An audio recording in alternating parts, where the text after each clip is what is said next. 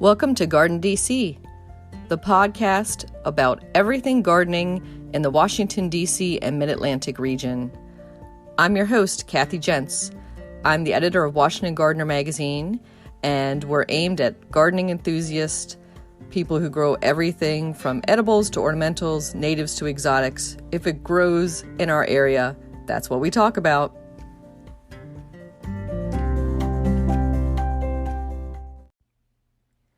Welcome to the Garden DC podcast episode 89. In this episode, we'll talk with award-winning designer Susan Cohan about working with a landscape designer. She's the Association of Professional Landscape Designers Designer of the Year for 2021, and you will want to hear her thoughts about designer and client relationships. Also in this episode, our plant profile is on hellebores, and I'll share some upcoming local events, especially those beautiful orchids that we can enjoy this winter. On this episode of Garden DC, we're joined by Susan Cohan. She is an award-winning landscape designer, and she is based in Chatham, New Jersey. Welcome, Susan. Hi, Kathy. So we are talking on a winter snowy day, and I think this is the perfect timing, right, to talk about working with a designer and planning for the growing year, because you don't have anything to do right now, right, Susan? Oh, we're very busy right now. That's what I figured. So there's that, kind of disconnect sometimes with clients, right? And the timing that you have for the year. So we'll talk about some of that and best times to contact and do planning. But first, we want to talk a little bit about you, Susan, and your background. So I always ask our guests, were you born with chlorophyll in your veins, dirt under your fingernails? Were you always a gardener or garden lover? Yes and no. And the reason I say no is I spent 10 or 12 years living in Manhattan, so that was kind of the no part, although I did do a little bit of balcony gardening. Um, I was in a different place in my life then. I've always gardened from a very young age with my grandmother who grew vegetables and my mother who grew flowers as as a defense. She told me when I was an adult, she goes, I hated gardening, but I loved how pretty it was. So I never knew that. I always thought she loved it. She never imparted that to me. So we had gardens as kids. We were given gardens and I grew weeds basically because I didn't want to pull anything out. I was afraid to. And then every place I've lived, except for the 10 years I've lived in New York, I was actively gardening. And beyond that, I was always interested in design, all different kinds of design, spent some time, a large part of my career in the fashion industry. And then at a point, realized that that was really a career for those who didn't want to have a family and who could spend 60, 80 hours a week and travel all the time. And that was not what I wanted for my life. So I went back to school and decided that I could probably apply my design skills to what I loved at that point, which was absolutely gardening. I started gardening as a way to be outside with a toddler and not bored. So, and that grew and grew and grew. And so then I kind of merged the two, my design focus and my love of gardening, and retooled and started a brand new career later in life when I was close to 50.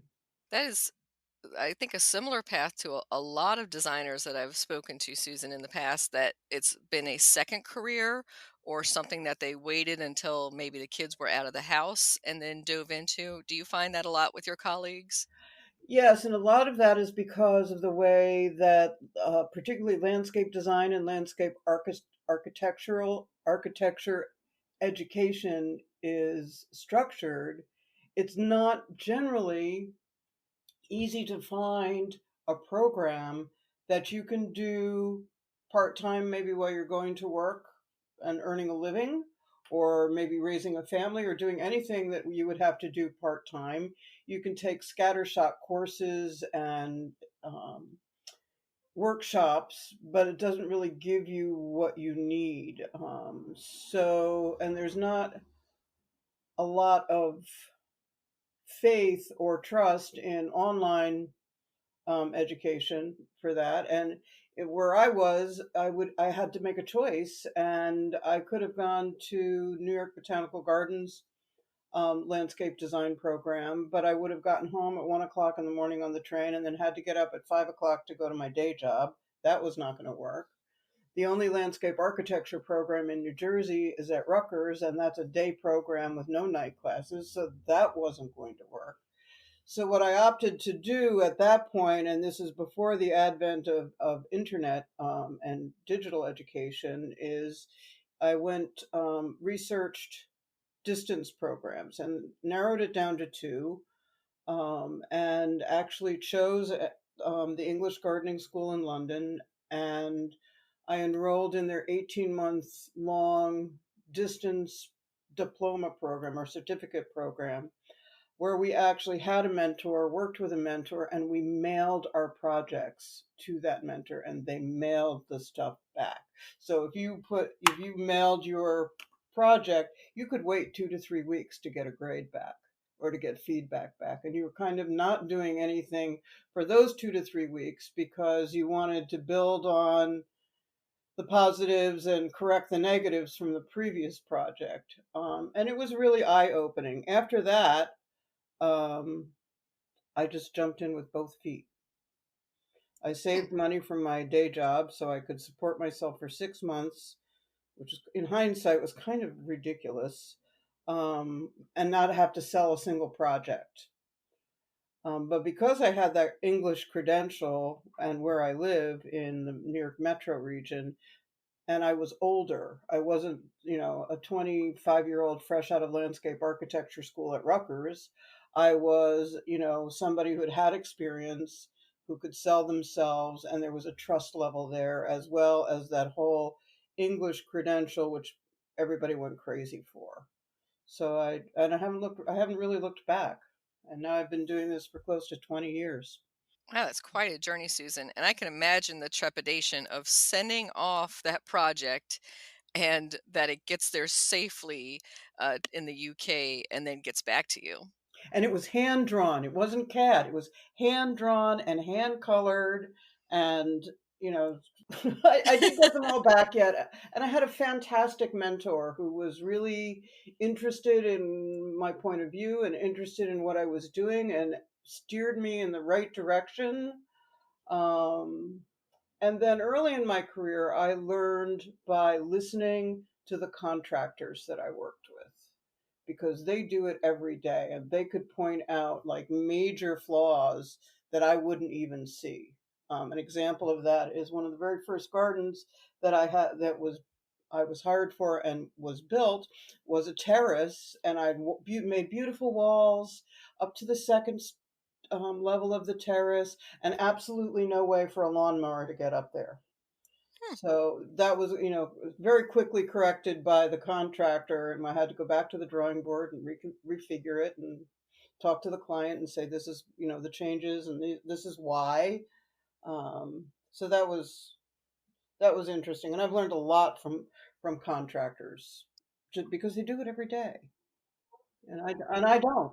Yeah, and I would say that they're, out there and if they're the ones doing the maintenance or the installation, then they really know. Yeah, if you're working with a good contractor, you listen. You may Mhm. not agree, but you listen. And I wanted to dial back a little bit about you and just check in and ask, are you a New Jersey native? Have you always been in that area? You talked about living a few years in New York, but other than that. I am a New Jersey native, and actually, we moved from Chatham right before the pandemic. We moved 2 weeks before lockdown. We moved into our new house and new studio, about 10, in a town called Booton, and we live high up on a mountain and with fantastic views. So our studio is like working in a treehouse, which is inspiring. I've lived in several places for varying lengths of time. Right out of college, I went to art school, and right out of college, I was hired as a resident artist in one of the national parks that had a kind of crafts community, and I was the resident in my degree from in art school. It was in jewelry and metalsmithing, so I was the metalsmith. From there, I moved to Los Angeles for a few years. I came back to New Jersey, and that's when I moved to New York. And then when I had a kid, I moved to New Jersey, and I moved to an area of New Jersey that was very much like where I grew up, where there were no fences, kids walked to school. It was, there were sidewalks, it was safe, and everybody looked out for everybody else. Um, and I've lived in New Jersey since. So I've lived in New Jersey now for the last 30 years.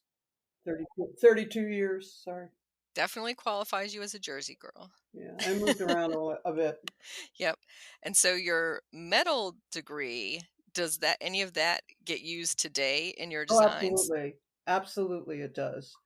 We use a lot of, if I'm designing a gate, for example, I understand structurally a metal gate, structurally what has to be done. We do use a lot of ironwork in our work, and we do the drawings, the shop drawings here, and work hand in hand with,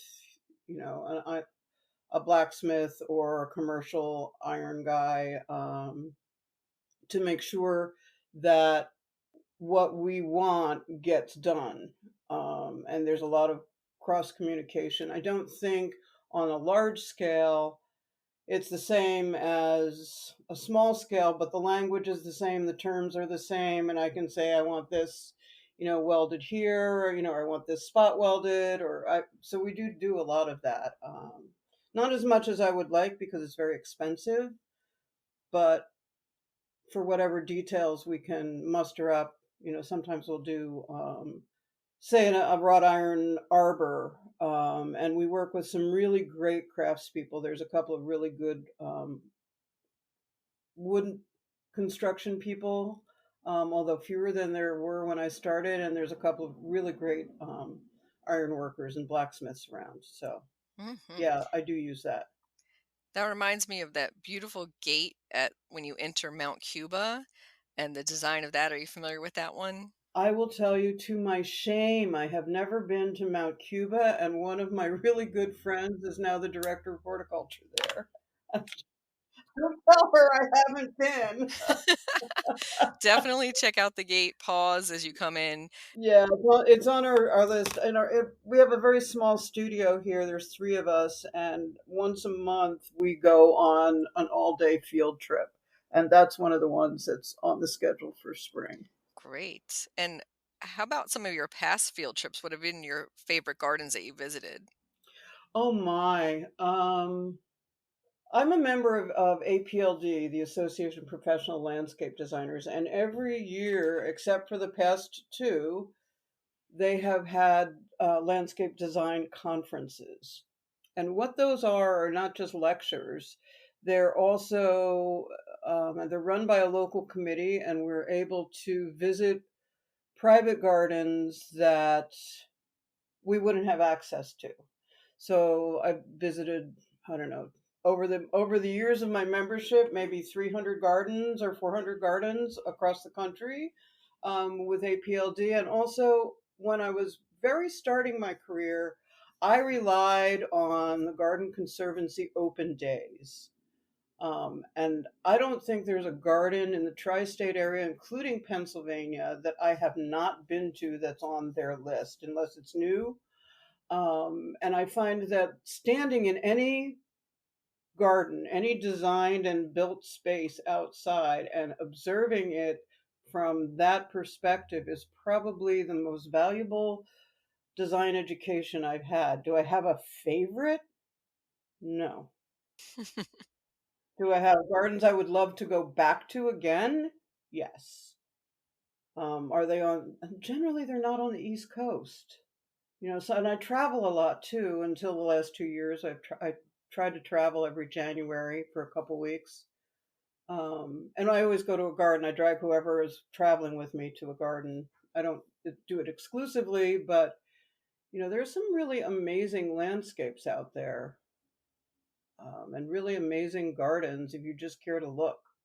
And I know I didn't answer your question. No worries, but yeah, that access you get through APLD and those open gardens through the Garden Conservancy. Oh, Garden Conservancy is just brilliant. I've met so many people and great gardeners, and they're not necessarily professionally designed spaces, but they're all very passionately designed spaces, which is really great. Definitely. As soon as you see an open garden list in your area, I highly recommend signing up for that. Absolutely. And there haven't been too many lately. COVID has been a bit of a problem, but they'll be coming roaring back for this spring, Oh, I'm I think sure. I think there'll be, I think this spring you're going to start to see more of that. Mm-hmm. Um, and I did go to one during COVID, and they seriously monitored the how many people were able to go in at a time. Yeah, it's good that they take that kind of precaution. Even if it's outdoors, it's nice to have that. Yep.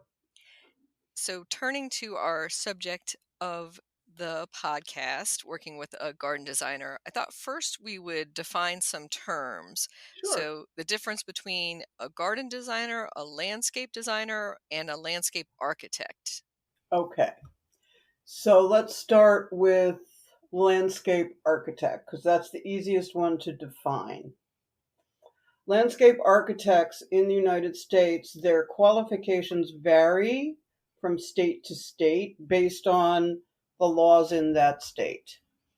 Their landscape architect generally will have had an education, a 4-year education with a major in landscape architecture or a master's degree. They then have to do a period of time of work beyond their degree with a licensed landscape architect. And then they have to, once they finish that period of time of work, it's different in every state. They then can sit for a standardized licensing test. And once they pass that licensing test, in some states they are allowed to do lots of things. In other states and in New Jersey, it doesn't make them much different than a landscape designer, other than they have the title. They can use that title, landscape architect. I am not a landscape architect for the reasons I explained about education before. I wanted to become one, but Mm-hmm. it wasn't an option. I'm a landscape designer. Now, landscape designers do broad based design work. Many of them are more horticulturally focused than, say, a landscape architect. We don't generally work on public projects. You know, sometimes, we'll design park gardens or whatever. But both of those areas, landscape designer and landscape architect, take a holistic approach to designing a property or a segment of a property. A garden designer just does that, unless you're in the UK, and then garden means landscape or yard, so that's very confusing. Mm-hmm. But a garden designer is someone who's very horticulturally focused, who is designing a specific or a group of gardens, be they existing or not. Who in the past, or maybe active today, do you consider to be the top of the field for landscape design? Oy, it's a really good question because there's a lot of people whose work I admire. Obviously, Pete Oldorf is someone that is greatly admired. He's the rock star. Mm-hmm. There's a couple of British designers, Tom Stewart Smith being one of them. He's written an absolutely wonderful book, Drawn from the Land, that is just a spectacular book. I love Deborah Silver's work. She's a landscape designer in Detroit. Very, very, very talented and at the very top of her game. It's hard to pinpoint. I like what people have done, specific projects. The body of work. Sometimes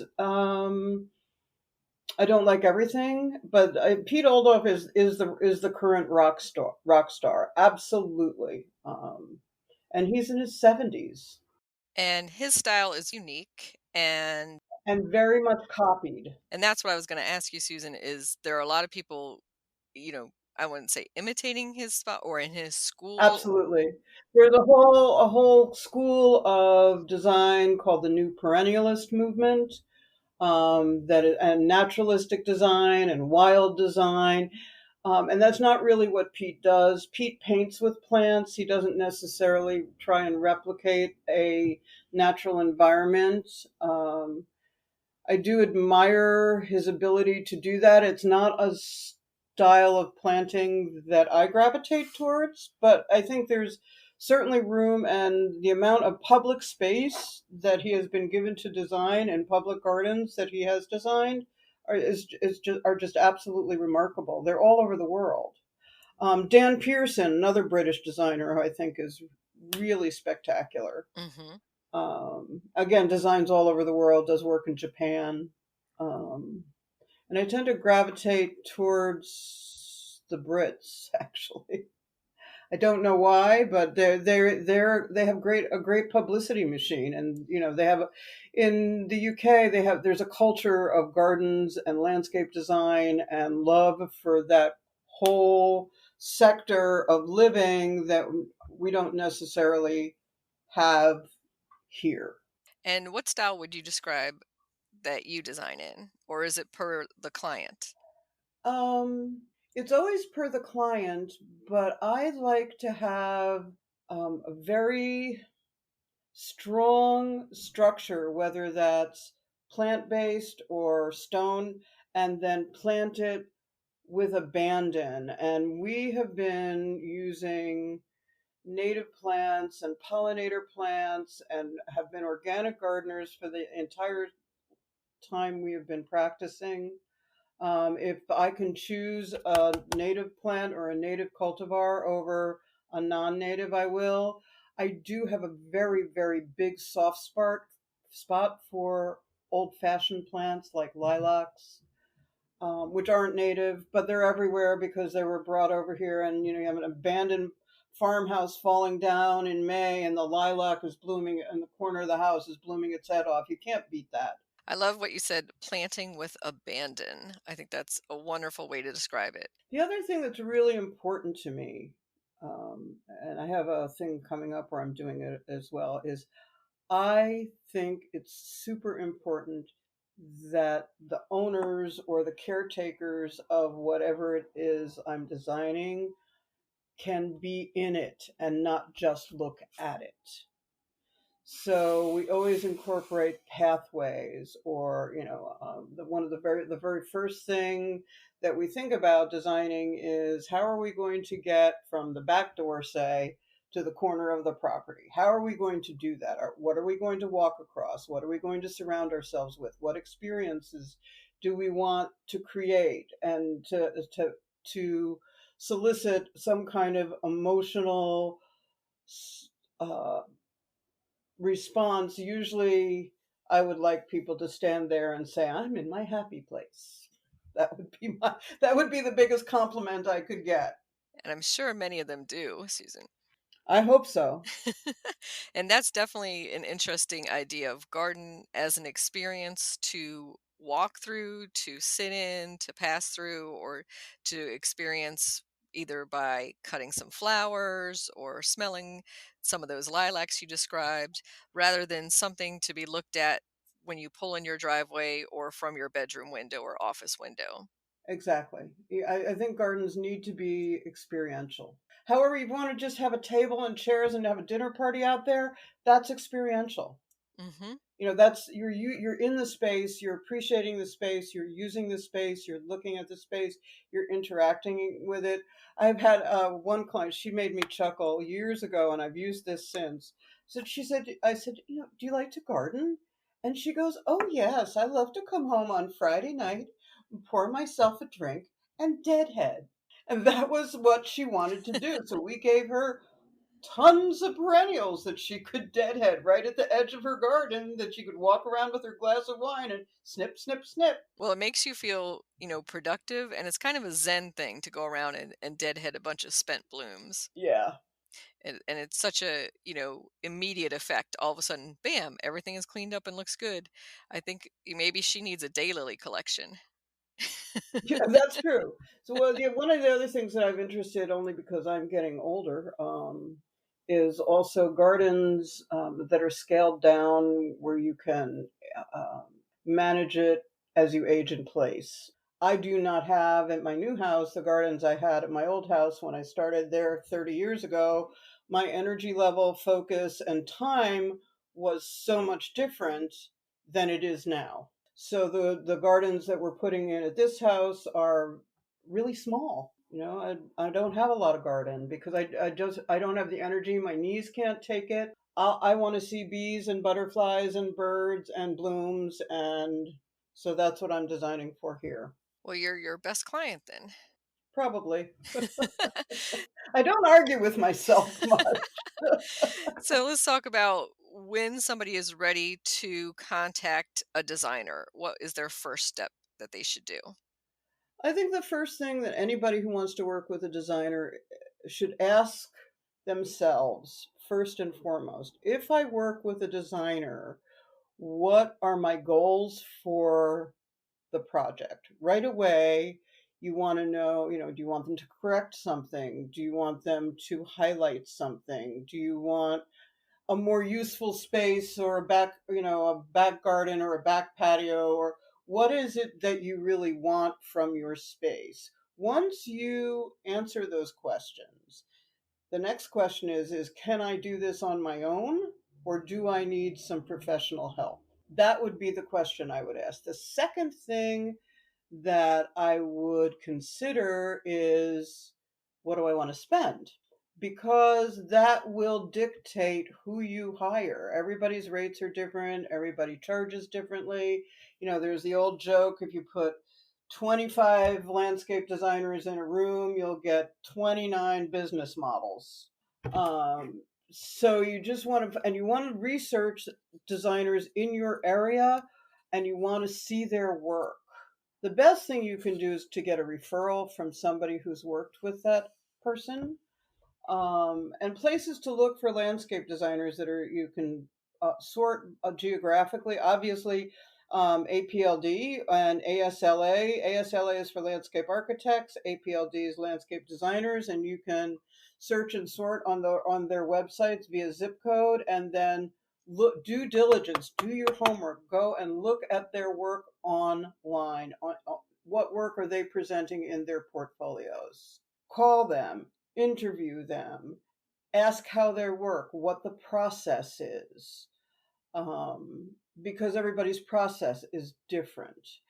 I think it's very important that you work with someone or a group of someone's that will listen to what your goals are and help you and give you ideas for how to achieve those goals. You also have to hire somebody who you like and trust, because the process doesn't take 5 minutes. Most of our projects, for example, can take 3 months to, from the time we first talk to you to the time that you get your final, everything is finalized and you're ready to hire a contractor, and then that could take another 6 months. So don't think that you're going to hire somebody on the 1st of April and have a new patio by Memorial Day. Anybody worth their weight design wise and contractually will probably not be able to meet that deadline. You should think about working a year in advance. At the very least 6 months in advance. So it's not going to be for this summer, probably. Well, this summer is another one of those unusual summers. So was last summer, in that people are booked already into July. We're working on projects now that I know won't be built until July or August, and their design work's almost done. I'm going to go to see new clients, and I'm very honest with them. If you want this done this spring, A, I'm not the right designer for you, and B, good luck finding a good contractor. There's a lot of junky contractors out there. Any chuck with a truck and a shovel says landscape design on the back of their truck. Don't believe that. Look for somebody who is qualified either as a design only or design build, which means they design it and they build it. The difference is design only will design to what they think is their best solution.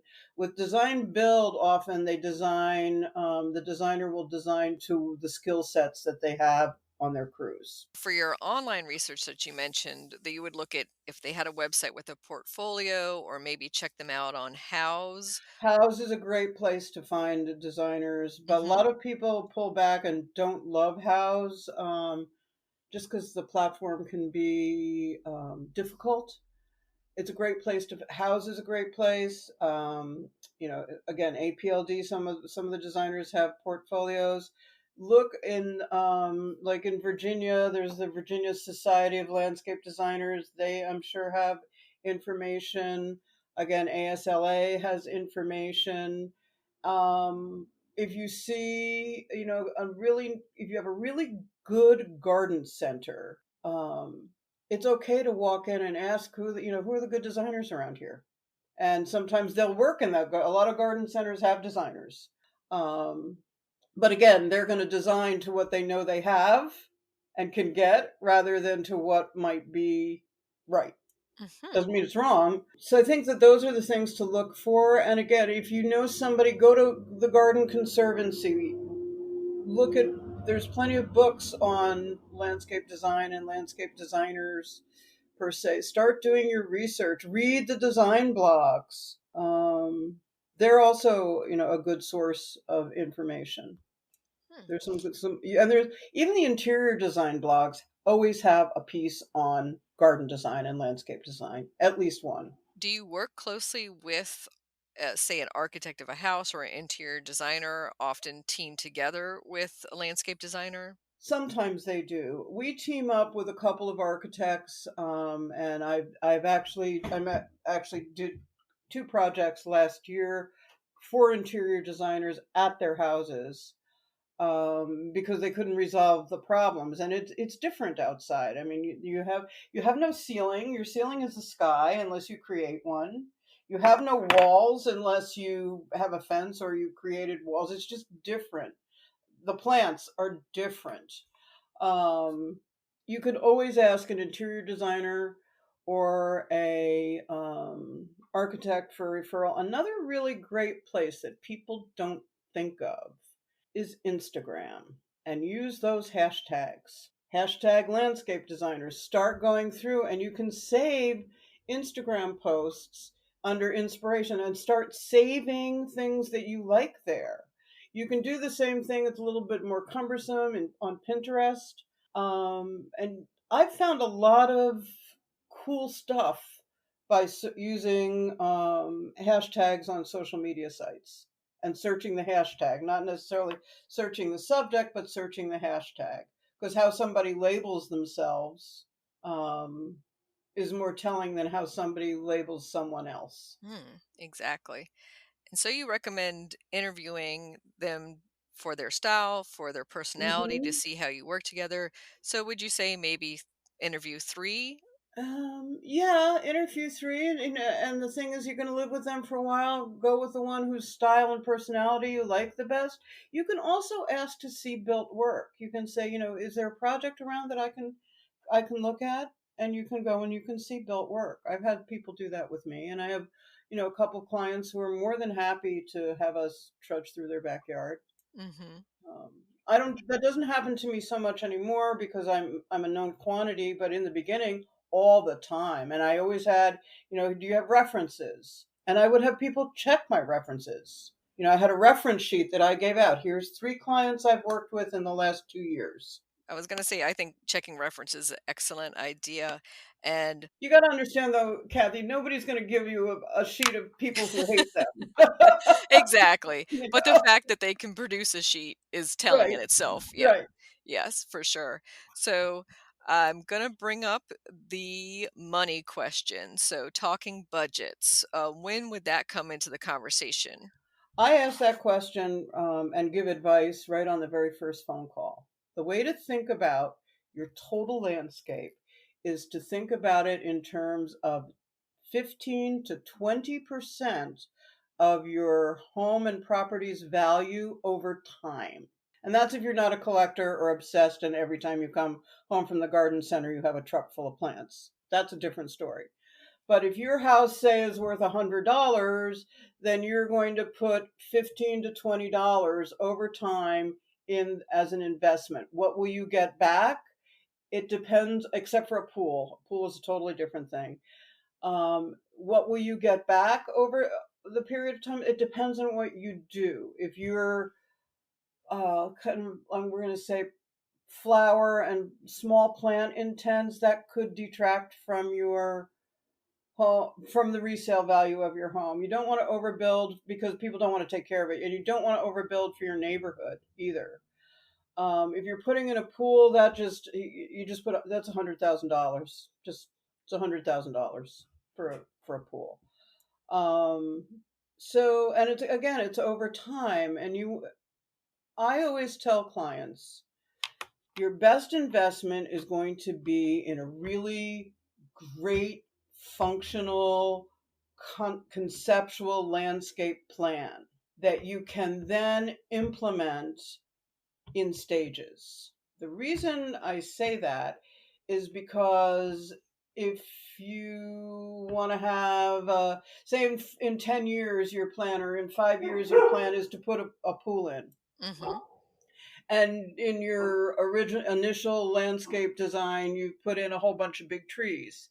You've then now 5 years later have to dig up those trees and probably just destroy them to put in the pool. You've spent money and then you're wasting money, not to mention getting rid of beautifully matured trees.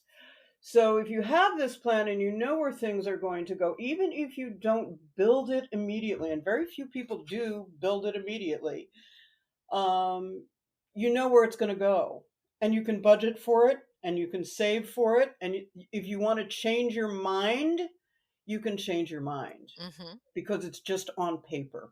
That's so true. That it's just on paper. You're not totally committed until the. Exactly. Till the concrete truck pulls in your driveway. That does bring up starting from scratch, a complete blank slate, or you've moved into a house and you have a lot of hardscape already there. So those are two totally different beginnings. And where Yes. would a client start from either of those? Okay, from say a new construction blank slate.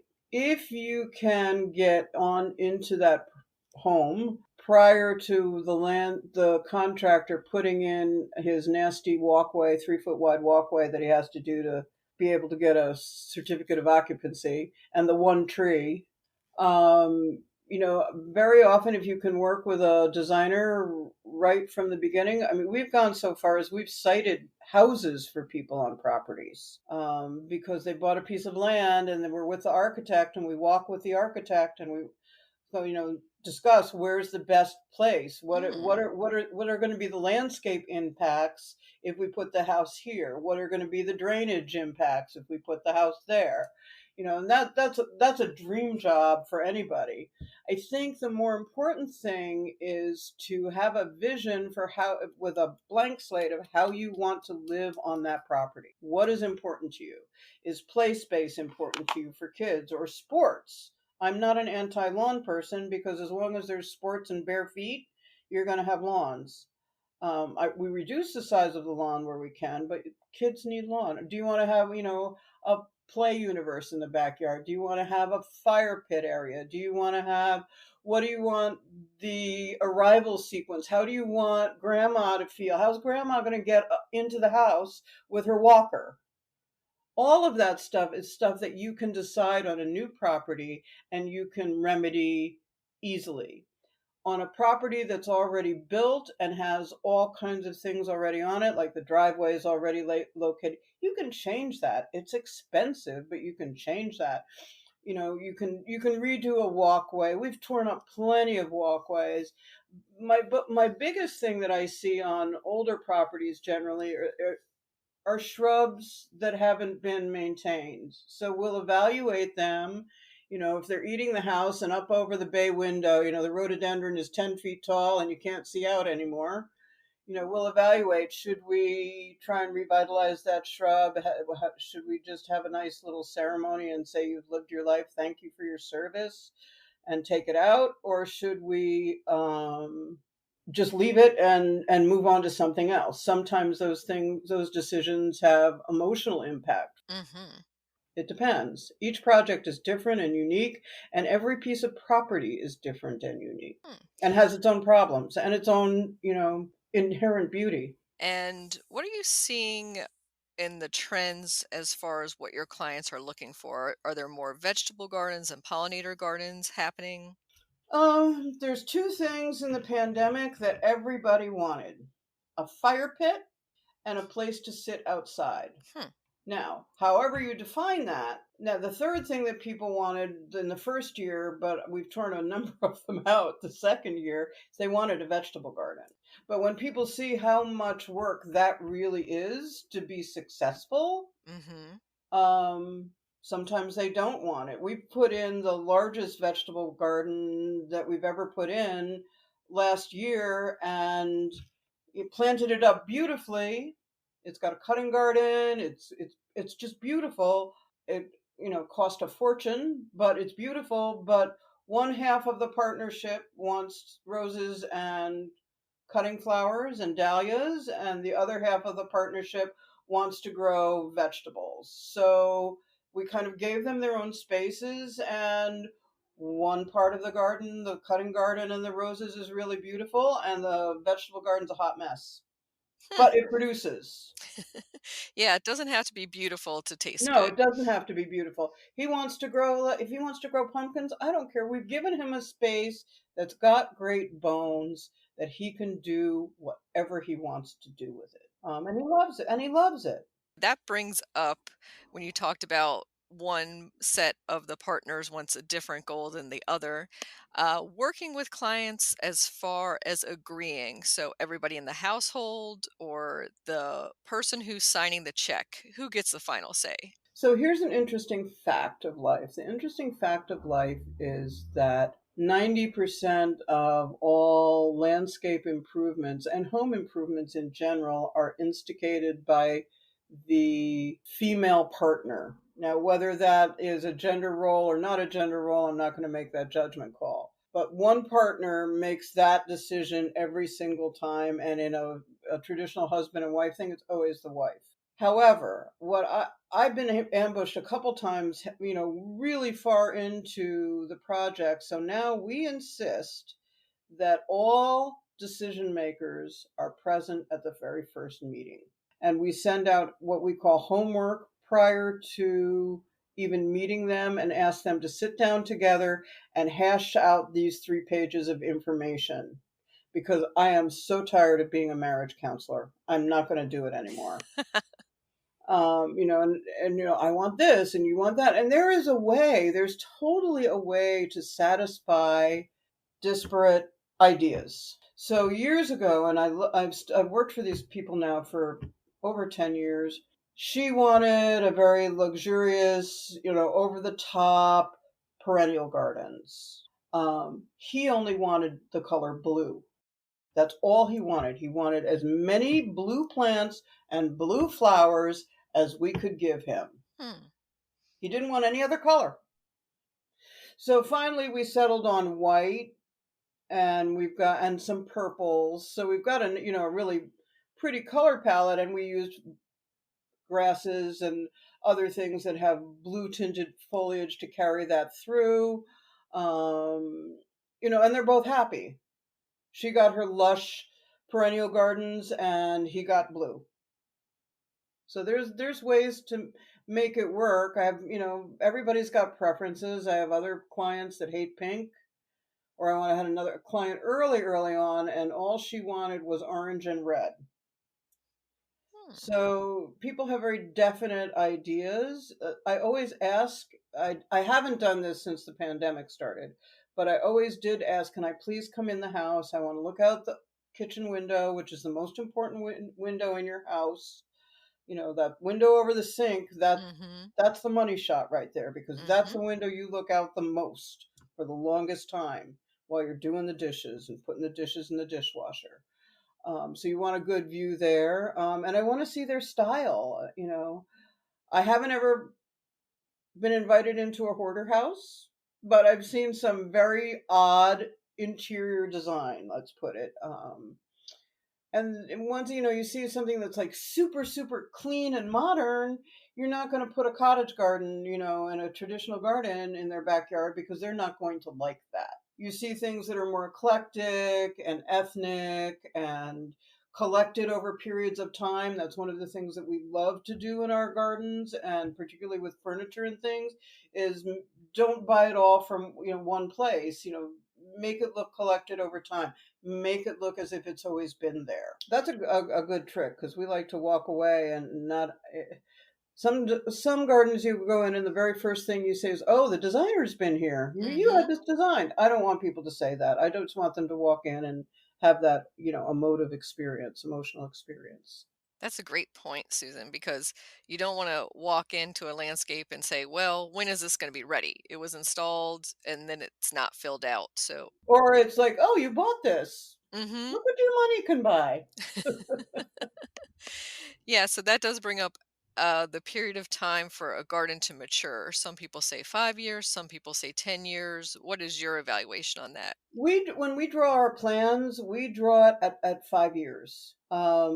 A number of years ago, and it's probably changed since, and it might be even be less now. A number of years ago, the website Realtor, is it Realtor.com? Yeah, Realtor.com published a blog post of data that they had collected over 20 years, and they found that the average American moves their home every 6.5 years. So that means that landscapes potentially are going to change. They're not going to live that long, which is one of the reasons we like to use stone and trees, because people are less likely to take those out.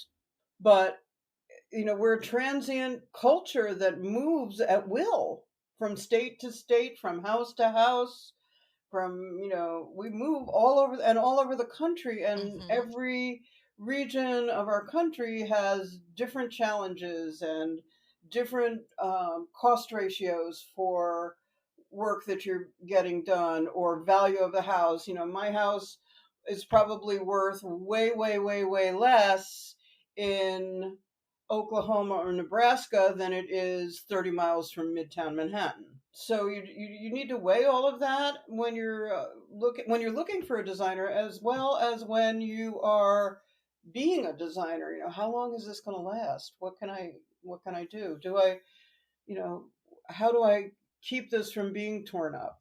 And Mm-hmm. I'm sure you see the same thing um, in the DC metro area. Beautiful old houses are just being knocked down, Mm-hmm. and they're building new houses cheap, side to side on a property line that won't last the 100 years the previous house did. And there's a lot of that going around in every metropolitan area. Mm-hmm. A lot of pop-ups going in, or the older homes being taken out. Hmm. And then of course not very much space left for landscape when you're trying to maximize the lot size. Maximize the lot size, as well as the Amazon truck just pulled up. Sorry. No problem. Um, Across the street, not for me. Across the street.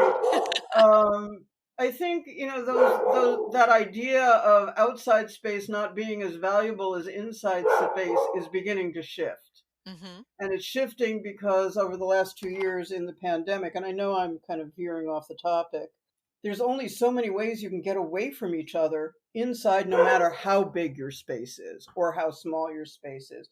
So that outside space becomes another usable, human, pet oriented space that may not be weatherproof, but it is a place where you can find solace and quiet and be still. That's not inside your house. When I was moving here, and commuting back and forth, we bought the house and we commuted back and forth for a while. I would pass on the highway, the trees weren't leafed out yet, this patio, And every single day that I drove past this patio, this woman would be sitting outside under her lime green umbrella with her laptop. And I thought, that is the wave of the future. People want to use their outside space, but very often they don't have a practical space to use. Mm-hmm. So the first thing I did when I moved in here is we put in a gravel patio and a low retaining wall to have an outdoor space because there was nothing here. Yeah, I definitely think that is the way a lot of people are using their front patios now. And if they inherited a home with a nice big porch on it, that's a great place to make an outside room for yourself while you're waiting for your landscape to mature and working with a landscape designer. And in our last couple of minutes together, Susan, I want to thank you so much for sharing all this great wisdom with us. Any Sure. final thoughts on the client designer working relationship? Trust your designer. You hired a professional for a reason. Don't shop them and don't Google every plant because you don't know. You just don't know. And if you're working with a really good designer, that designer is going on the other side. You want a designer who's going to listen to your ideas. You want a designer who's going to respond to the needs and talk to you openly and honestly about the process, how long it's going to take, and who's going to do the work involved. It's very much a two-way street, a designer client relationship. I think you hire a designer because you've decided that you either don't want to or don't feel you can get the result that you dream of. And hopefully that designer will listen to those dreams. You want to do, me as a designer, I want to give my clients what they want beyond their expectations. I don't want to veer off and go in some oddball direction because as a designer, I feel like, oh, I'm the designer and I know. No, I don't do that and I won't do that. I do try to listen to what my clients want and I try and second guess beyond what they want in terms of practicality and enjoyment of the space once it's done. That is such great advice, Susan. It is a two-way street. Both of you should be working on a collaboration to get that ultimate garden in the end. It really is a two-way street. Thank you for being part of the Garden DC podcast, Susan. Thanks for having me, Kathy. Have a great day.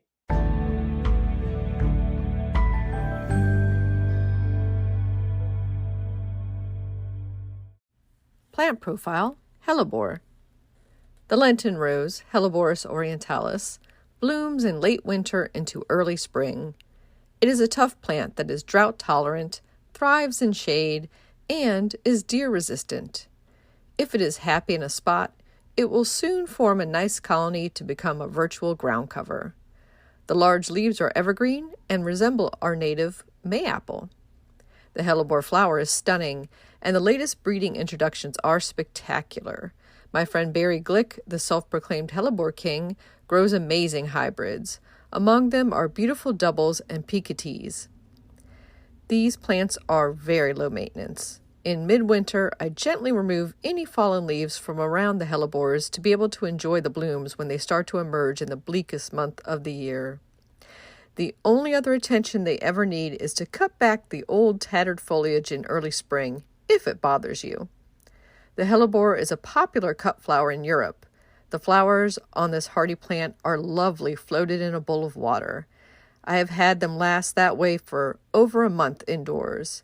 It's so nice to be able to enjoy them inside when bad weather prevents you from going out into the garden. Hellebores, you can grow that.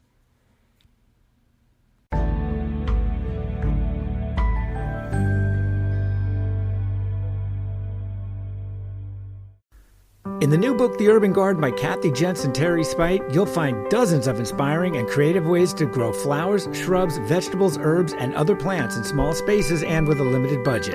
Whether you want to grow on a balcony, rooftop, front stoop, or a tiny urban patio, turn your growing dreams into reality and build a gorgeous and unique garden that showcases your personal style while still being functional and productive. With the ingenious ideas and resourceful tactics found here, you'll be maximizing yields and beauty from every square inch of your space, while also making a lush outdoor living area you'll crave spending time in. The Urban Garden, 101 Ways to Grow Food and Beauty in the City, comes out this spring. You can pre-order it now at Amazon.com and bookshop.org.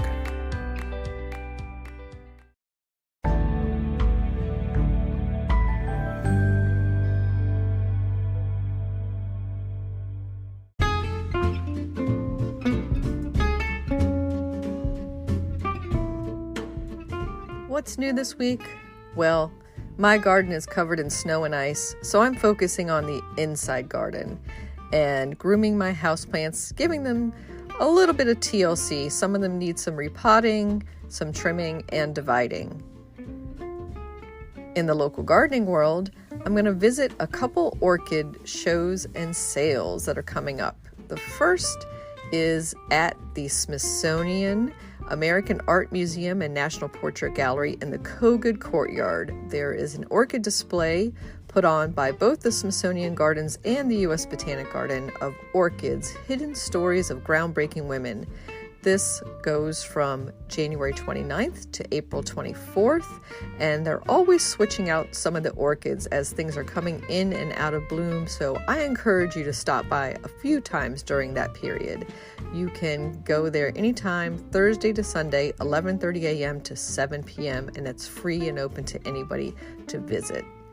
If you're looking to purchase orchids or maybe look at a competition of orchids, the NCOS, the National Capital Orchid Society, is having their show from Saturday, February 19th through Monday, February 21st at Homestead Gardens in Davidson Mill, Maryland.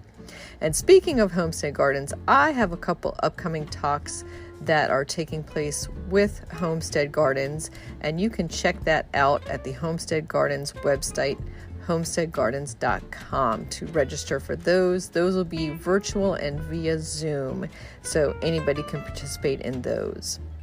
Happy gardening!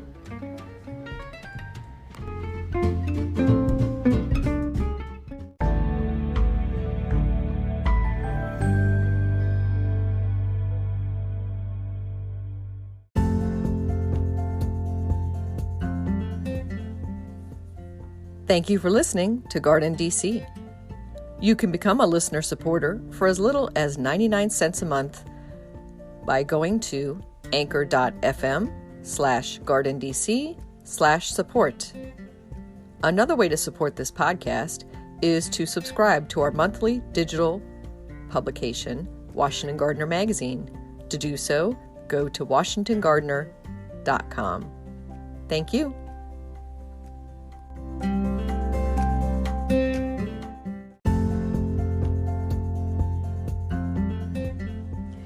You can find Washington Gardener online at washingtongardener.com, on Twitter at WDC Gardener, on Instagram at WDC Gardener, and on Facebook.com at Washington Gardener Magazine.